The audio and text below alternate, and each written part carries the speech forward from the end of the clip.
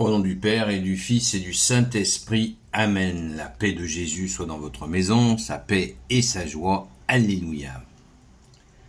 Nous lisons le Saint-Évangile selon Saint Matthieu, chapitre 8, versets 28 à 34. Que ta parole, ô Jésus, rentre dans mon esprit, que ma bouche proclame ta parole et que mon cœur l'accueille. Amen. Les démons et les cochons. Je rigole surtout pour les cochons, parce que les démons, ça me fait pas rire. Les cochons, parce que il y en a dit tellement de conneries sur les cochons que... Allons-y, merci Jésus. Quand Jésus atteignit le rivage sur le territoire de Gadara, deux possédés du démon sortirent du milieu des tombes et vinrent à sa rencontre.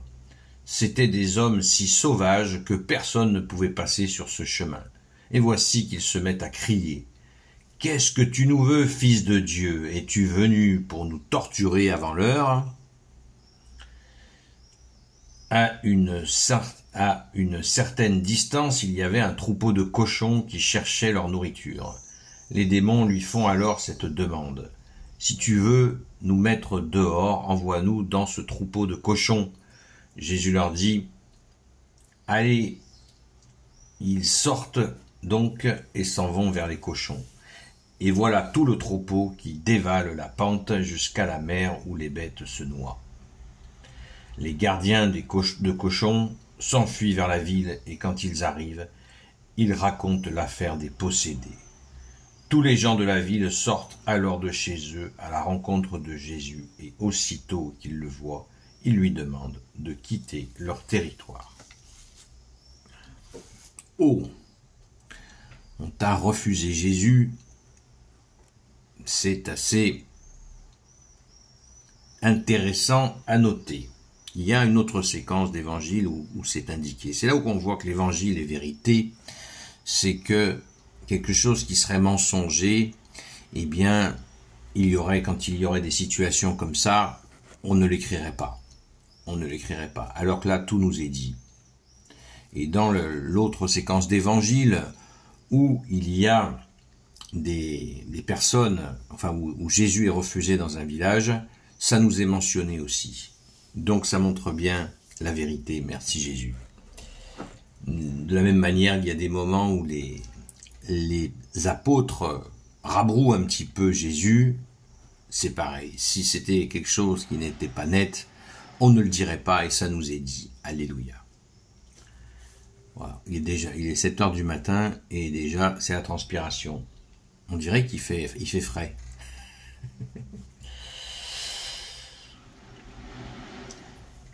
Alors, qu'est-ce qu'on va le relire, surtout dans la partie qui est, à mon avis, la plus qui soulève un questionnement. Les démons qui disent qu'ils se mettent à crier, verset 29, et voici qu'ils se mettent à crier, « Qu'est-ce que tu nous veux, fils de Dieu, es-tu venu pour nous torturer avant l'heure » Alors ça, c'est très instructif. Là, ouvrons bien grand nos oreilles. Parce que là, il nous est dit que les démons sont au courant qu'ils vont aller brûler en enfer. Rien de moins. C'est terrible, hein? Qu'est-ce que tu nous veux, fils de Dieu? Ils ont identifié la personne de Jésus. Ils savent qu'il est le Fils de Dieu. Ils le savent. Ça fait réfléchir. Hein. Ils sont parfaitement au courant. Alors qu'on voyait qu'il y a des gens qui sont des humains qui ne sont pas au courant, alors que les démons eux-mêmes sont au courant, et ils connaissent leur fin. Ils savent qu'ils vont aller cramer en enfer. Es-tu venu pour nous torturer avant l'heure? C'est-à-dire qu'ils savent que l'heure est fixée. Ils ont un temps où ils vont pouvoir influencer les hommes à faire des horreurs, et après c'est fini. Quand Jésus reviendra dans sa gloire, c'est fini. C'est une bonne nouvelle. Merci Jésus. Merci à ton Père très bon, merci à l'Esprit Saint. À une certaine distance, il y avait un troupeau de cochons. Alors là, c'est parti. Parce que les délires sur ce qui est certains ont justifié le fait de ne pas manger de porc.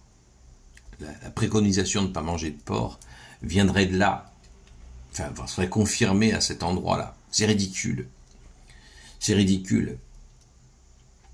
Puisque Jésus, il demande à Jésus, alors d'autres ont même dit, les démons essaient de négocier avec Jésus, mais il n'y a aucune négociation entre la lumière que tu es Jésus et les ténèbres.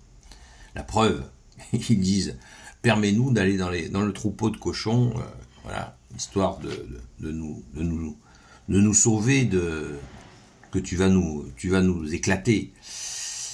Mais il leur dit oui, allez-y, et puis après, eh bien, ils disparaissent noyés, hein, avec les cochons qui se noient, et les bêtes se noient.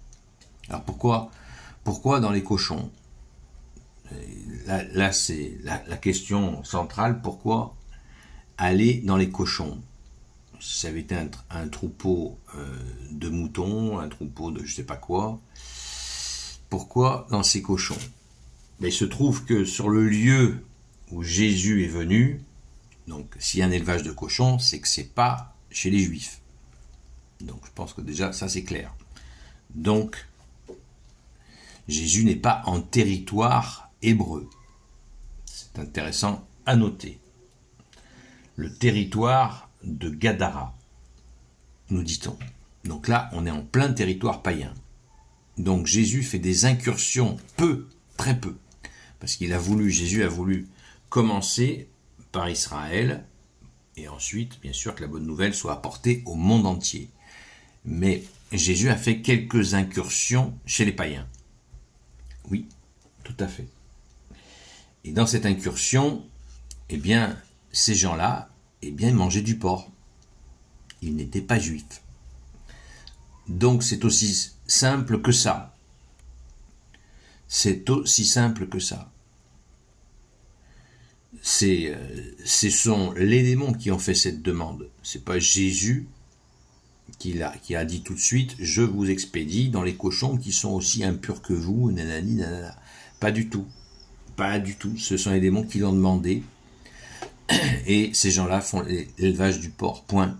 Des fois, il faut réfléchir, mais des fois, il faut pas trop réfléchir et en rajouter. Il faut faire attention. Alors ensuite, les gardiens de cochons s'enfuient, vont prévenir le village, et les gens arrivent, et ils voient bien sûr qu'ils ont perdu, pour eux, ils ont perdu des animaux, et Jésus en est la cause. Et oui, ils ne voient pas, ils n'ont pas compris, alors que dans d'autres endroits, notamment, justement, chez les Juifs, quand Jésus libère les gens des démons, c'est la fête. C'est la fête, mais là les gens, ils comprennent pas ça, ils n'ont pas compris. Ils n'ont pas compris que Jésus est venu libérer des démons, ces deux possédés. Jésus est venu les libérer. Ils n'ont pas compris la grâce qu'ils ont. Voilà. Et c'est terrible. C'est terrible. Et d'ailleurs, on peut même voir dans la noyade de ces porcs, s'il y a un signe à comprendre, c'est justement de ne pas écouter Jésus peut conduire à se noyer, voilà, à se noyer dans ses erreurs. Et les pauvres cochons n'ont rien à voir avec ça. Le cochon n'est pas impur, il n'y a rien d'impur. Ce qui est impur, c'est ce qui sort de la bouche, c'est pas ce qui y rentre. C'est Jésus qui le dit. Jésus anéantit tous les interdits alimentaires pour l'éternité par cette phrase. Ce qui salit l'homme, c'est pas ce qui rentre dans sa bouche. Si l'homme mange quelque chose d'impur qui rentre dans sa bouche, il va avoir une bonne diarrhée, je vous la fais court, il aura une bonne diarrhée, ça ira mieux. Ça sort. Mais ce qui salit l'homme, c'est ce qui sort de sa bouche. Les mensonges, les projets d'assassinat, les insultes, etc. Ça, c'est ce qui salit l'homme, pas ce qui rentre dans sa bouche. Merci Jésus de nous avoir libérés, quelle grâce. Voilà, donc c'est dit, j'espère que vous n'hésiterez pas à le répéter, mangez du cochon si vous en avez envie, n'importe quel type de viande, tout est grâce, merci Jésus. Et en plus, nous avons maintenant le recul scientifique pour savoir que la viande de porc, bien sûr, il faut que ce soit un animal avec un élevage fermier, par exemple, évidemment. L'élevage industriel est catastrophique, quel que soit l'animal. Mais nous avons le recul et les analyses scientifiques, donc quoi, la science n'est pas opposée à la foi, bien au contraire, quand elle n'est pas achetée par des lobbies, évidemment. Mais la viande de porc, la graisse de porc a une qualité extraordinaire.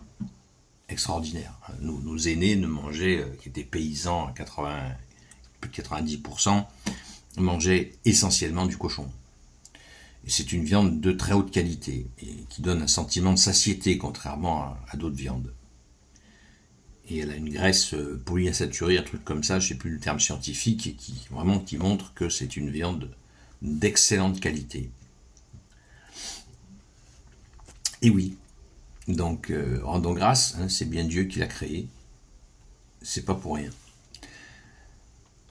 Alors, maintenant, il nous faut rendre grâce, les amis, parce que cet épisode nous montre bien, nous qui sommes sur la terre de France, la fille aînée de l'Église, la grâce que nous avons d'avoir reçu cette bonne nouvelle. Rendons grâce. Pensons à ces pauvres gens qui ont rejeté Jésus. En général, quand on rejette Jésus, ça se paye très cher. Non pas que Jésus se venge, évidemment, mais ça n'a rien à voir. Jésus ne se venge pas, il nous aime. Il nous aime, il est la justice, il est la miséricorde, l'amour, la justice, la miséricorde. Mais simplement, quand on rejette Jésus, on se met entre les mains de l'ennemi, des démons, évidemment. C'est aussi simple que ça. Et oui, donc rendons grâce que nous ayons, que la France soit cette terre de France qui a accueilli la foi catholique et confirmons notre foi chaque jour. Chaque heure, chaque minute, chaque seconde, rendons grâce. Merci Jésus, tu es le roi de gloire, le Dieu de nos vies. Amen. Gloire au Père, au Fils et au Saint-Esprit, maintenant et toujours et pour l'éternité. Amen. Ô Jésus, toi qui peux tout et qui porte tout, je te confie celles et ceux qui regarderont cette vidéo, ainsi que leurs proches, selon ta seule volonté, ô Jésus. Sainte Marie, Reine des cieux, grand Saint Joseph, Sainte Marie-Madeleine, notre chère Sainte Patronne, et vous tous les saints et saintes, amis de toi Jésus, Saint Michel Archange, Saint Gabriel Archange, Saint Raphaël Archange, et vous tous les anges qui te servent, ô Jésus, je vous confie toutes celles et ceux qui regarderont cette vidéo, ainsi que leurs proches, selon ta seule volonté, ô Jésus. À tout à l'heure, 20h, sur la chaîne Seul Jésus Sauve. À très vite sur TikTok, à très vite. Soyez bénis.